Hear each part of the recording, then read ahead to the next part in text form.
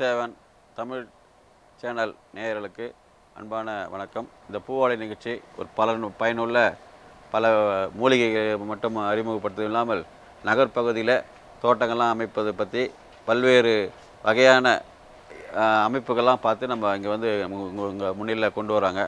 ஒரு சிறப்பான அந்த நிகழ்ச்சி மக்கள் எங்கும் அந்த நேரத்தில் அவங்க வந்து அதை பார்த்துட்டு தான் அலுவலகத்துக்கு போகிறதோ வேலை பணி செய்கிறதோன்ற மாதிரி அவங்க இருக்காங்க.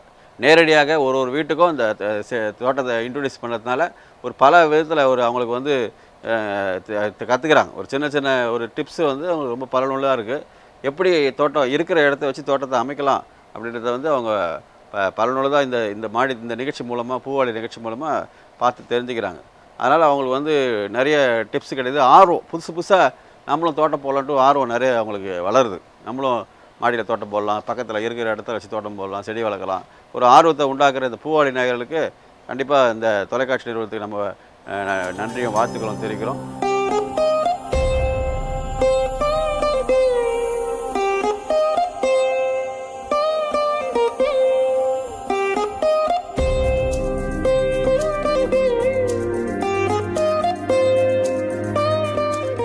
இப்போ இன்றைக்கி நம்ம பல மூலிகைலாம் தொடர்ந்து பார்த்துட்டு வரீங்க. அந்த வரிசையில் இன்றைக்கி வந்து பார்க்க வேண்டியது வந்து நொச்சி செடியை நம்ம உங்களுக்கு இன்றைக்கி அறிமுகப்படுத்துகிறோம். நொச்சி செடி வந்து பார்த்திங்கன்னா அதில் நிறைய வகை இருக்குது. நொச்சிலே வந்து நிறைய வகை செடிகளாக இருக்குது. எல்லாத்துக்கும் ஒரே வகை குணங்கள் தான். மருத்துவ குணம் பார்த்திங்கன்னா ஒரே வகை மருத்துவ குணம் தான். அதில் வந்து நீர் நொச்சின்னுவாங்க, கரு நொச்சின்னுவாங்க, அப்புறமா வந்து இந்த ஒரு சாதாரண நொச்சி. இதில் இன்னொரு 2-3 நொச்சிகள்லாம் இருக்குது. இந்த நொச்சி நீங்கள் சென்னை வாசிகள்லாம் வந்து அதிகமாக அறிஞ்சிக்கிறாங்க. ஏன்னீங்கன்னா சென்னை மாநகராட்சியில் இந்த செடியை வந்து வீட்டில் எல்லாருக்கும் இலவச கன்று கொடுக்கறதுக்கு வந்து மாநகராட்சி மூலமாக அறிவிச்சிருக்காங்க. அதனால் ஓரளவுக்கு சென்னை வாசிகளாம் நொச்சின்னாவே அதை பற்றி என்னன்னு தெரிஞ்சுக்கிறாங்க. அதாவது கொசு கட்டுப்படுத்தக்கூடிய ஒரு செடியாக அவங்க வந்து தெரிஞ்சுருக்காங்க.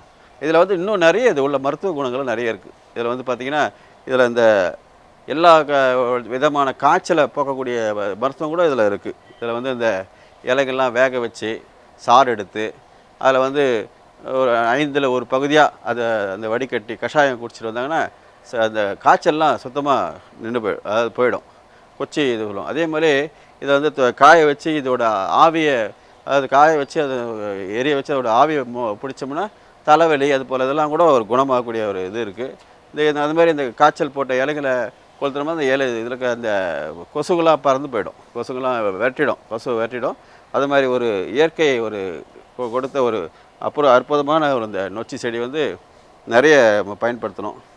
நொச்சியில் வந்து இப்போ இந்த மாதிரி சொன்ன மாதிரி கரு நொச்சி, இது மாதிரி இந்த மாதிரி நீர் நொச்சின்னு சொல்லுவாங்க. அதே போல் இந்த வகையில் இன்னும் கொஞ்சம் நிறைய வகையெல்லாம் இருக்குது. இதுவும் வந்து சென்னை கிராம பகுதியெல்லாம் வேலியாக தான் பயன்படுத்துகிறாங்க. இது ஒரு நீலக்கலரில் அழகாக ஒரு பூ பூக்கும். ஒரு 6 அடி 7 அடி தான் வளரும், ரொம்ப கூட வளராது, பெரிய அளவில் மரமாக வளராது. இதில் நம்ம வந்து வீட்டில் ஒரு செடிகள்லாம் கொஞ்சம் வளர்த்தோம்னா கொஞ்சம் உபயோகமாக இருக்கும். இதில் வந்து இன்னும் முக்கியமாக சொல்ல போனால் அந்த மூட்டு வலி உள்ளவங்கள்லாம் இந்த தண்ணியில் குளிக்கிற தண்ணியில் கொதிக்க வச்சு அந்த தண்ணியில் குளித்து வந்தாங்கன்னா அந்த மூட்டு வலிலாம் கூட போகும். மூட்டு வலிலாம் கூட போகக்கூடிய செடி இந்த நொச்சி இலைக்குள்ள ஒரு மகத்துவமான செடி. அது கஷாயம் போட்டு அந்த இது பண்ணுறது பண்ணுவாங்க. இதில் வந்து இது கூட இன்னும் 2-3 இலைகள்லாம் போட்டு ஜுரம் அதிகமான காய்ச்சல் அடித்தா கூட இந்த சாப்பிட்டோம்னா இது வந்து உங்களுக்கு குணமாகக்கூடிய ஒரு மருத்துவ குணமுள்ள நொச்சி செடி வந்து ஒரு சிறந்த ஒரு மூலிகை. இது சாதாரணமாக கிராம பகுதியில் சாதாரணமாக வளருது. இதுவும் நீங்கள் வந்து தெரிஞ்சுக்கணும். ஒரு வீட்லேயும் வந்து இந்த அவசியம் இந்த நொச்சி இலையை பற்றி நீங்கள் தெரிஞ்சுக்கணும். நொச்சி மகத்துவம் நிறைய இருக்குது. இன்னும் கூட அதில் வந்து சொல்லக்கூடிய விஷயங்களும் நிறைய இருக்குது.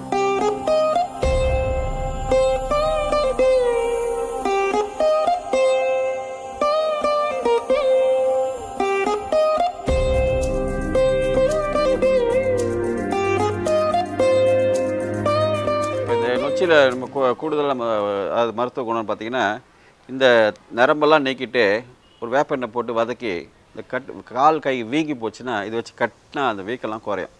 அதுக்குள்ளே அந்த வீக்கத்தையும் கட்டுப்படுத்தக்கூடிய இந்த இது இருக்குது. அதேமாதிரி இந்த குழந்தைங்க சில மந்த போக்கெல்லாம் இருக்கும், குழந்தைகளெல்லாம் இருக்கும்.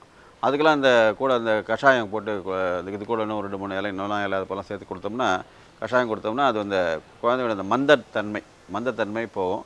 குறிப்பாக அந்த உடல் குடைச்சல், அது கை கால் குடைச்சல்லாம் சொல்லும் இல்லையா, அந்த மாதிரி குடைச்சல்கள்லாம் வந்து பார்த்திங்கன்னா நல்ல நொச்சிகளில் கொதிக்கிற தண்ணியில் போட்டு கொஞ்சம் வச்சு வந்து தண்ணியில் குளிச்சுட்டு வந்தோம்னா நமக்கு இந்த கை கால் குடைச்சல்லாம் நமக்கு வந்து சரியாகக்கூடிய செடி.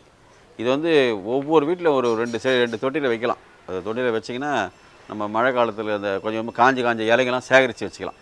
காஞ்ச இலைகள்லாம் அப்பப்போ ஒரு தனியாக ஒரு ஒரு ஒரு கவரில் கூட சேகரித்து வச்சுக்கிட்டு இப்போ அந்த கொசு வருதுன்னு சொன்னால் போட்டு கொஞ்சம் கொளுத்தினா அந்த ஆவி போகுதுன்னா ஆவி மூலயமா கொசுலாம் விரட்டிடும்.